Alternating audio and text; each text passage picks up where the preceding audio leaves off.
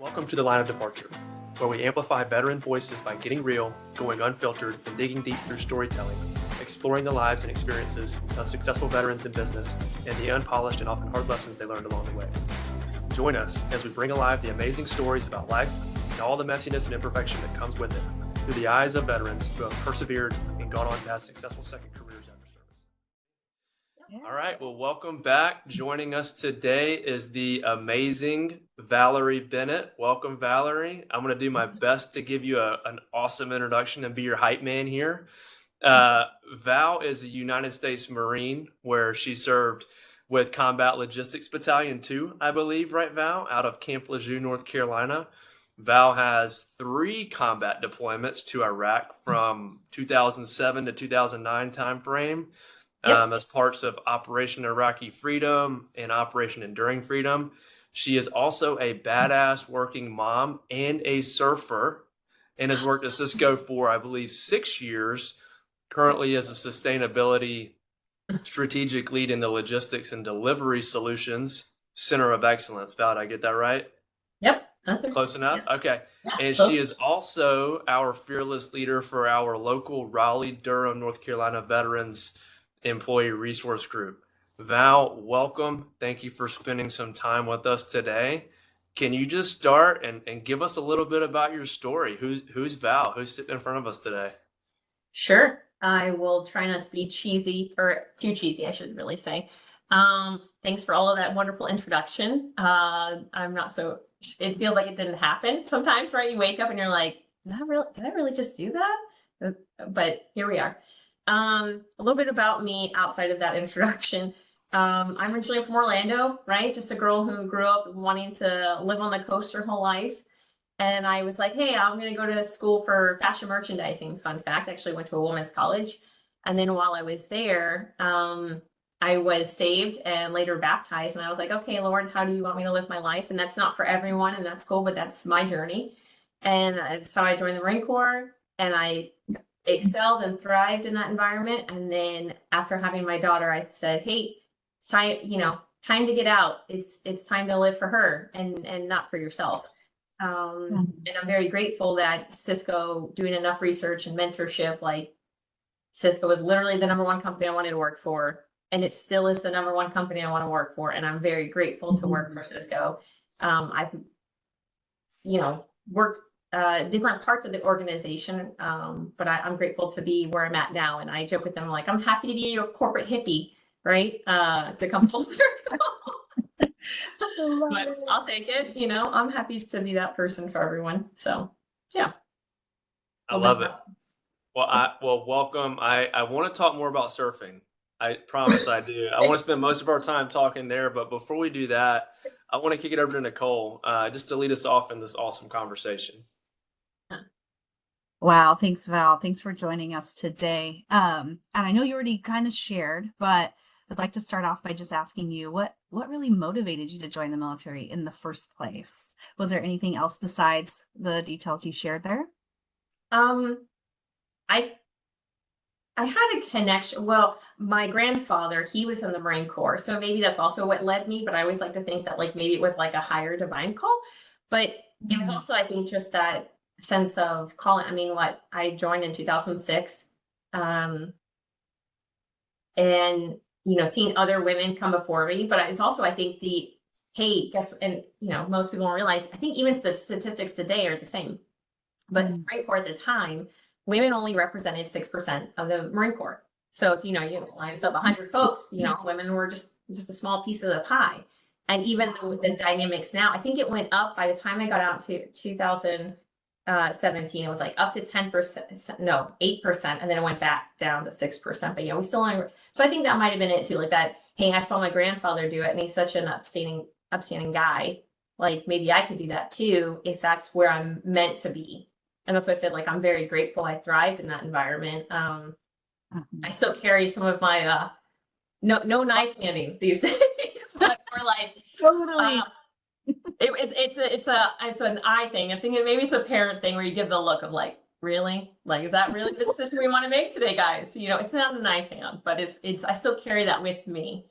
But I think in a different way of like, how do I guide, I don't know, the people that I work with, or maybe it's not the, below me, but rather the people at my stakeholders. How can I guide them and say, hey, how can we win together? How can we do teamwork together? So I think that's really why, as maybe it's the innate leader in me.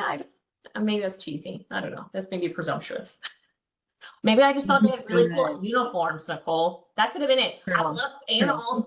Bulldogs are great, Let's be real. Let's be real. The It's all uniforms, about the Valerie. uniform. Yes. That's right. It's all about That's the right. uniform. That's right. I love wearing those ugly covers that we used to have to wear, right? I think they're even worse now because females have to wear the men's hat, their covers. Yeah. It's so awful. Oh, They don't yeah. get your head right. So that was it. I love it. Well, that's really commendable, honestly. Val, could you tell us why, I know you shared a little bit, but was there anything else besides what you already shared about why you eventually decided to leave the military? I had the option to re-enlist.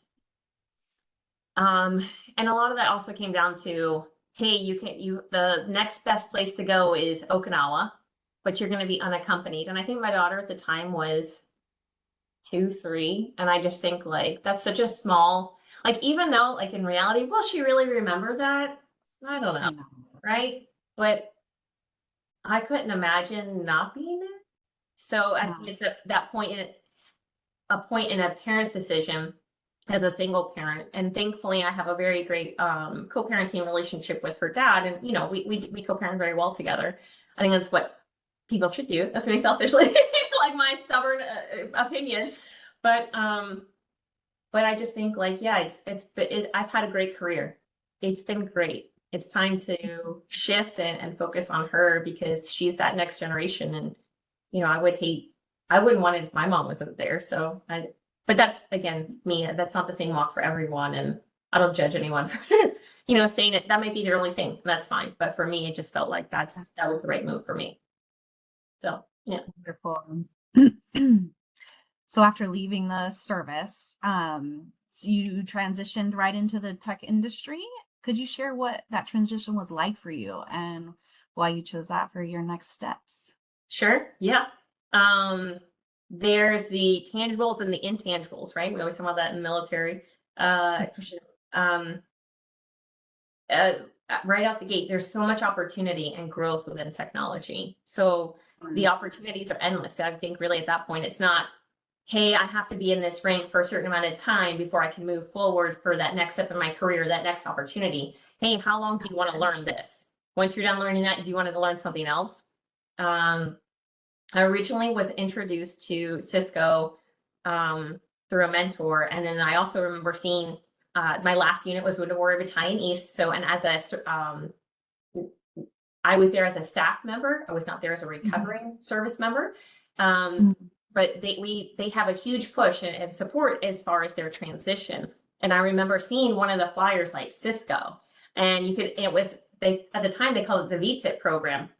And I remember applying for the VTIP, which was Veteran Talent Incubation Program, which I always giggled at that. I was like, incubation. What's it like?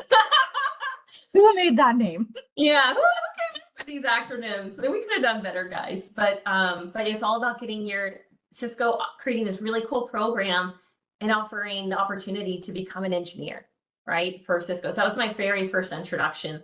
And I remember one of the applications that you had to do, or part of the application process, was you had to create a video on great customer service, and you had to create a PowerPoint, I believe at the time, on like why do people choose Cisco or something to that effect, right?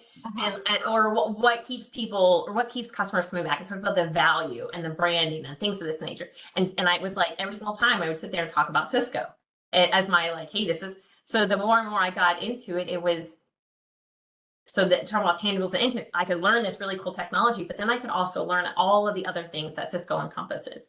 It encompasses so many opportunities to give back to your community, which I think that's it. Like I learned to have it on my board. Like, how do I serve my community purposefully? That's just who I am. But that was important to me to see how it continues to go back out to like what you're doing, right? It helps provide opportunities for underprivileged children in specific areas or underrepresented areas. So I just sat back and was like, wow, this company really cares about not only its people, investing in the people, investing in their ideas and and opportunities to collaborate, but also investing in the communities in which they're brought up in, and wherever that may be in the world. And I mean, even today, like I'll sit on these Cisco Beats or, when we do the big deal with Chuck, it's like, oh, look at this cool thing that they're trying to do, invest in South Africa or Malaysia. Like, it's just so cool to just sit back and be like, wow, this is what we have. And just like this is an outside of your work requirements, and you're being encouraged to do this. Amazing. So yeah, I think that's why Cisco's kind of cool. Like I said, I drink the Kool-Aid. Amen. I'm their hype man. They don't need a hype man. I could be their hype. I love it. Hey, well, speaking of cool, I mean, just we just spent 10 minutes or so. What did we cover? 17 years, Val? Is that about right? 17 years. So you joined in 2006, right? Yeah. Yeah. So 17 years. I mean, how do we get through all of that in one 30-minute call? I mean, there's no way. There's no way to do that, right? But let's pivot a little bit to where you're at now. And not necessarily about, your job title, your job description, but think about the last 17 years and now that you're here on the other side and you've been here, 6 years is a long time in any tech company, especially now. Something that we all struggle with, no matter if you're a veteran or non-veteran, but specifically veterans, sometimes is our sense of purpose. Right. And so now that you're here and you're not in the Marine Corps, once a Marine, always a Marine, but you're not wearing the uniform every day anymore. How do you find your sense of purpose? And talk about some struggles you may have there or did have in finding that. Yeah, that's that. Great question, Eric. Great question. Great segue to surfing. Now just We'll get there. I promise. Don't worry. Yeah. No, 100% on the money. You go from working shoulder to shoulder, kneecap to kneecap with service members, right? And for me as Marines, shooting the whatever, right? Like having that instant camaraderie all the time, just, being in the suck, right? As we always use that phrase, like being in the suck together, no matter where you're at in the world, and you just get each other. And humor is a great deflection, right? And then you go from that. And then my first job out the gate with Cisco is a project manager for global partner organization. And by that means I work for global stakeholders, meaning I need to be at home and I'm not working one specific time zone, right? Like I just say, hey, I want to get back time for my daughter, but here I'm taking calls with folks in Singapore at 9 o'clock at night. So in the privacy of my own home pre-COVID. So yes, total struggles of lack of community. Oh my goodness. Like, isolation. Oh, yes. And all those things that even though we're all like, oh, I totally dealt with my stuff after no, you don't deal with all your stuff after deployments, right? Like, who are we kidding? Isolation, lack of community, lack of purpose, because you're like, you're Nicole, you've been here, so what, 6 months plus? Right? Yeah. It's a lot to take on, and you're trying to figure out, like, being that fish, like how do you swim? Which lane do you swim in? And all of these things. And again, Cisco's such a beautiful place. It's so much overstimulation sometimes. Yeah. So how do I find my sense of purpose through that? I think for me, I needed a sense of community. I needed to feel anchored. I needed to feel rooted in something. For me, I've always loved the ocean. I was able to connect with a couple cool different veteran programs I've gone to just to kind of learn more about me, which I think is perfect. We should all invest in ourselves sometime, whether that's knitting, right? Whatever is your thing. Like my best friend loves, if she's just sitting at home with her mom, she'll knit, right? And I'm like, you're like the most bad, what lady in the whole wide world. And here you are knitting, like you're the 7-year-old woman, whatever it is, invest in those nice needles. Okay. Go now, knitting needles, make sure I say that appropriately. But yeah, for me, it was investing that time in myself and then being able to connect with a veteran or nonprofit veteran surf organization based out of California. Actually, they're out of the San Diego area, started by 2 Navy SEALs. And their whole thing is called One More Wave. And the whole concept at the time, just like coming back from deployments, you're just dealing with so much unsaid things, whether it's internal or whether it's external, right? Like some of these folks, I think one of the surfers, I think he's, oh gosh, he's missing a few limbs. Let's just, I don't want to say it like in that way, but like, But really, Wow. yeah, anyways, there's always a place for you, right? And maybe I learned that from being at Wounded Warrior Battalion East. I don't know what, but it was something that my sense of connection, and it was like-minded people, being in the ocean. I live on the coast. I'm super grateful for that life. Not everyone gets to live that life, Eric, to your point. Like, yeah, not everyone gets that chance, or that constant exposure. And so Surf City, North Carolina, which is part of Topsail Island, fantastic surf community. So I found my sense of community. And then once I felt comfortable in that space, I had that purpose of, hey, now I'm every third Saturday of the month, I volunteer and I go out there and I take my little pop-up tent for surf, One More Wave, and I bring out the foamies and, hey guys, let's go out and surf. Like, bring a veteran friend, that's maybe going through what you're going through, and find a little place of peace in the water. So like, I have that sense of community. I have that anchor. I have that sense of purpose of saying, it's not about me. And it's not if we have 100 people show up or we only have one person show up.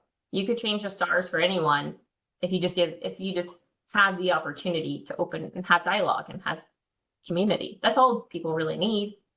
And then of course, like, my church and stuff, but that's, outside of this. But I think that's really, it helps quiet all the noise because there's so much work stuff. There's so much shenanigans. There's so many something, but that didn't all resonate with me. This resonated with me on a personal level, on, I don't know, an ocean lover level. I've never not been near the ocean. It just brings such a sense of calm in it. So Right.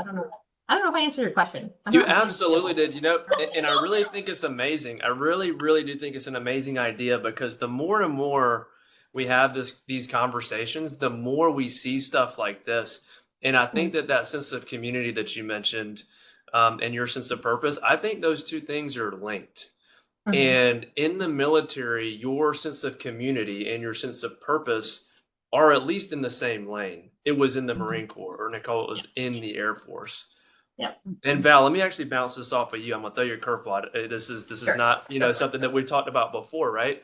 Ready. But when you transition out, one of the things that I think we've seen is that there are a lot of changes, but one thing you may have is the opportunity for time to pursue that sense of community, or whatever you call it, outside of necessarily who your work identity is. Yep. And for you, it was surfing, and it was veteran-centered surfing organizations. And so it's interesting, the Marine Corps being a coastal service, surfing in the Marine Corps kind of lines up sometimes, but you may not have the time. When you were deployed to Iraq, were you doing a lot of surfing? Probably not, right? And so now on this side, do you have literally more time, to pursue that sense of community, to pursue that purpose, not necessarily with a Cisco logo on it, or for anybody listening, not tied to your current company or job, right? Yes, but yes. I also am very open and honest to say, like, hey, like, sometimes we all need a little bit of me time, right? And here at Cisco, they do such a wonderful job at being like, hey, sometimes we all need a mental health day, right? Like, that's cool. Or they want you to invest in yourself. They want you to have that self-care time. And even in my beautiful little about me deck, right? There's surfing involved. Because in reality, you can equate surfing or anything really, or like a high intensity type sport, to life in general, like adrenaline seeking type, because it is adrenaline seeking. You could totally equate, like, hey, charging 10-foot waves could be just as challenging as charging a 2-foot wave. It just depends on your time, energy, your skills, and so on, and your preparation. You could totally equate it to life. But I make it a point to also communicate to my leadership to say, and thankfully I have wonderful leadership and have had wonderful leadership since starting at Cisco, to say, if there's a hurricane swell coming, I'm gonna take the time off, guys, because that's my me time, and that fills my cup, just like doing stuff for the veteran community or with the VEC TRO. that fills up my cup so that I can come back and be even more jazzed or fired up about the next big thing, and hustle and do whatever I need to help move mountains for whatever project that we're working on or whatever customers we are, because that makes me who I am. And so I think that's also the other side of it. When you're in the military, you don't have that opportunity always. You are told you have to be here at 6 a.m. and you're out at 4 or 5 or 8, depending upon the day and what you're doing. Whereas in the civilian life, you can say, hey, this is a little bit of a boundary, or this is what I need to be my best self, or whatever cheesy term you want to throw with it, right? Like, that's what I need to feel like a good individual, a solid, quiet storm person, to be a solid parent, to be a solid employee. Like, I can't give you 100% if I've got like 60, right? I just can't. So let me go charge my battery. I'll be back, or I take half a day. But I think it's all about communication too, when coming into this role. It's totally different from the military. Yeah. It totally is. And I think some of it is just recognizing that, and recognizing that as an opportunity. I think it's great. Now, let me hit you with another one. I promise this is going to lead into our next topic. All right. But we're on surfing now. And for those listening who may be looking at the screen right now, we do have another guest host who also is a big outdoorsman himself. And this was going to be his question, but with surfing, and I promise this has some philosophical meaning to it. Valerie, of course it does. Sure. And I think he would have asked, what's the biggest wave? But let me ask you, in your years of experience surfing, what's the best wave? What's the best surfing experience that you've had? Oh, good question. Okay, so first off, I have surfed in some really cool places in the world. I've taken, and that's the other thing, is before I completely took onto the role I have, or transitioning out, I think right after I took it, I lied. I had made plans to go to South Africa for 2 weeks on a surf trip, just for me, as I needed that time and space as an individual, not just a mom, right? But like as a human being. I would say, gosh, what is the best wave? Oh, that's so hard. Even though I've been to some really cool places at home, my home break is probably my most favorite. It's right with Surf City, and it has nothing to do. Well, I guess that's not true, because I've traveled with them to like Nicaragua, right, and Puerto Rico earlier this year. I think it's the people that you're with.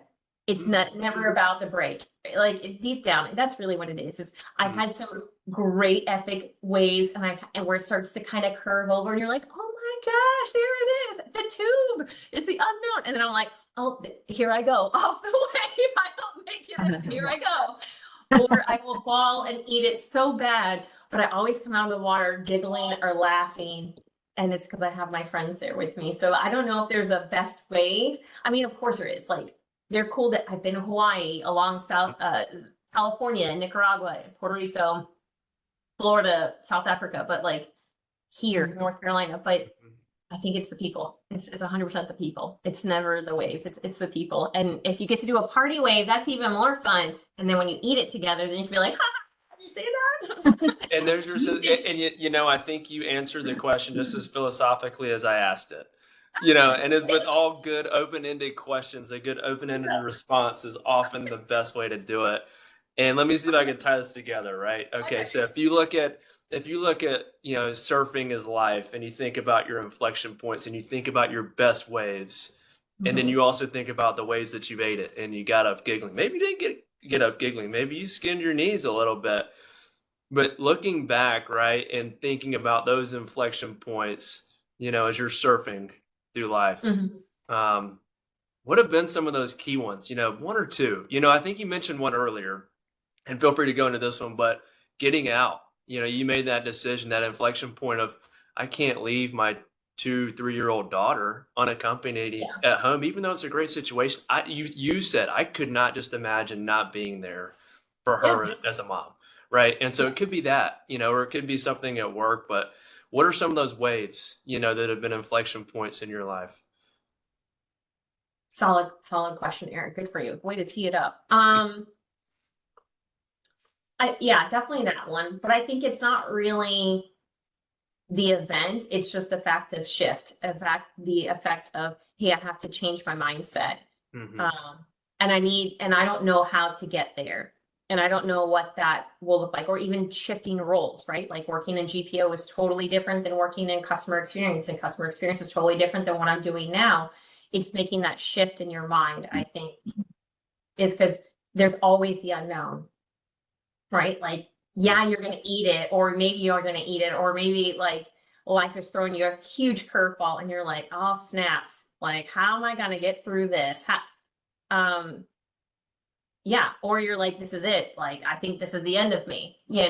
I've definitely like literally been in that position after like winter swell here, where you have your hoodie on and you can't tell what's up and underneath, because that pressure just gets to you, right? So you can't tell how close you are to the surface, but you have to learn to stay calm. That's the biggest thing, is to stay calm. If you can stay calm, then eventually you'll float up. But you can't always tell how much more water is coming over you, or how many more sets of waves that are going to come over you. And I had one, we went out, I think Christmas Day, because my daughter was with her dad that holiday. So I went with friends, and this could even correlate to even life, but I thought that was it. I was like, I guess this is how we're going to go. Lord, I guess this is it. I'm coming home. But that's maybe how we also may feel transitioning out. Was like, man, like here I went for a job and I didn't get it. I worked so hard, but you just don't have that. And you have pressure of life. You have pressure of responsibility, of being a parent, or being the breadwinner, or whatever that looks like for you in your journey.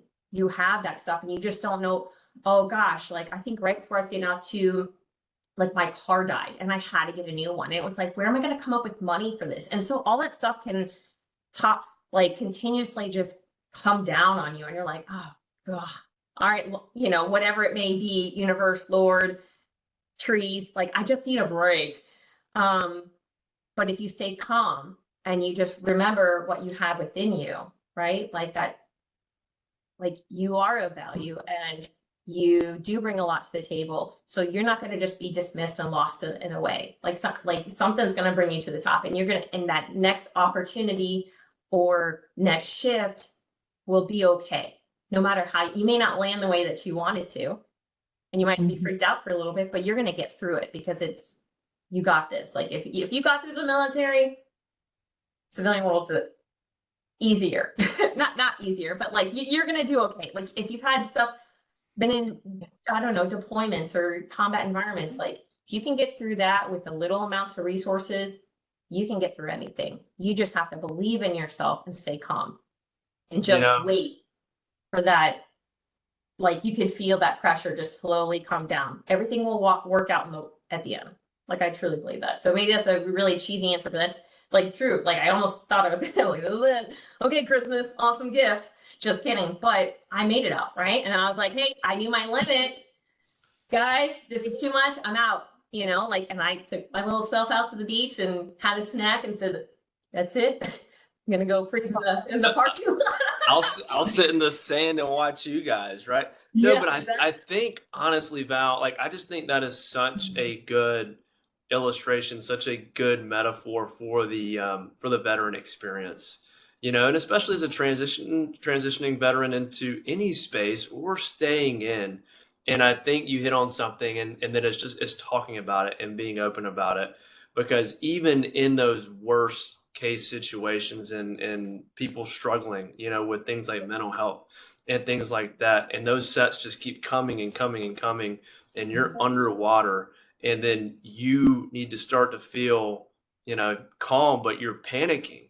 And it's at those times, that I think as veterans, we can really help, and I really think through having like this conversation right now, someone out there can hear this and hear what Valerie Bennett said about surfing on Christmas Day, and getting smashed by sets of waves, and then apply that to like where they're at, in life, and meet them. And so that's why I just love what you said. And I think like, that's like, I mean, it didn't take us long to get there, but I mean, I think it's beautiful, right? And it's a beautiful illustration to where we're going with this whole conversation, which is all that it is. And we've got like a minute to go. We can stay long, but and that was just so good. That was just so good. I feel like we could stay on for another hour just talking about surfing, but just to wrap it up, and maybe we do a round two here with Val, but just as a saved round, final advice, right? Whether it be surfing, hey, get into surfing, but what would you say to veterans, either looking to transition into tech, or maybe who are already in tech or in some sort of other business field, just looking to make a change, right? Because I think you've done that very successfully, Yeah. in your career. You see something you want, and you go after it, and you go for it, and I think you're a living, breathing, walking example of what that looks like. So just to wrap us up, what would you say to that person if they asked you that question? Yeah, I could definitely use a surfing analogy. Surfing in general is not hard to pick up, right? Like just like transitioning out of the military, at the end of the day, you're gonna have to transition whether you like it or not. But to be prepared is the key. And in the best situation and the worst, like the being feeling underwater, you have to stay calm. You have to train for that. Just like you do in the military. You have to train for those moments. You have to learn to keep yourself calm in the midst of chaos. You did that in the military, you can do that during this part. But preparation is key. Training for something is key. And sometimes you're not going to know what to do or how to progress to be better, right? And all of these things, whether it's surfing, right? But the biggest thing I could say is, in order to be prepared, you have to have someone to guide you. A mentor is huge. I would not have landed where I have or been prepared for that moment when I got offered, that opportunity to talk to the right person at the right time if I didn't have a mentor. That was crucial. That was crucial. And we could totally spend the whole mentorship is huge. Surfing, whatever it is, sewing, knitting, right? Going back to silly analogies, whatever that vehicle is for you, when you transition out, you need a mentor that will help guide you, prepare you, and set you up for success for when that moment does come. You know how to stay calm. You'll know yourself. You'll know your value and say, hey, let's get ready for this moment with the right person in the right room and knock it out of the park, and you'll be successful. I love it. Hey, well, look, you heard it here first, right? Love No, Valerie, Nicole, thank you guys for joining us on this conversation. I think today was extremely impactful. And I think what each of you said was just amazing. And I'm looking forward to the next few conversations. For folks listening out there, Valerie and Nicole will be joining us every time we do this. And if you want to talk to us about surfing or anything, hit me up and let's talk.